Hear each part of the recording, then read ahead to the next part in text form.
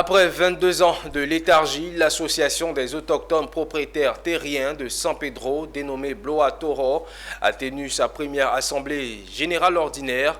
L'objectif est de faire le point des acquis de l'association et de la redynamiser en s'appuyant sur des perspectives qui soient en adéquation avec leur nouvelle réglementation en vigueur.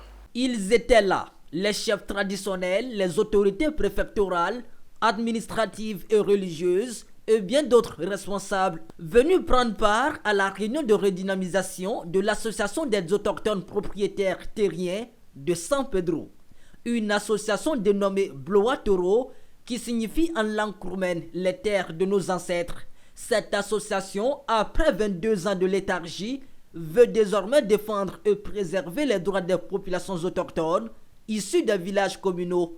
Selon eux, une gestion efficiente du foncier rural et urbain s'impose désormais à San Pedro. C'est juste la sécurisation des terres.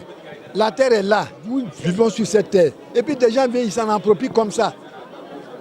Ils s'en approprient comme ça. Mais à un moment donné, on n'aura plus de terre. Mais s'ils vont s'en approprier, il faut qu'ils suivent la règle, au lieu que les choses se fassent de façon anarchique.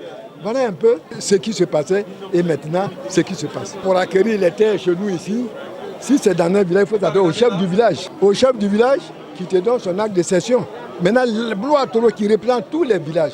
Tu y vas, on vérifie si ce village t'a donné droit à être propriétaire d'un lopin de terre. C'est en ce moment, eux, ils valident.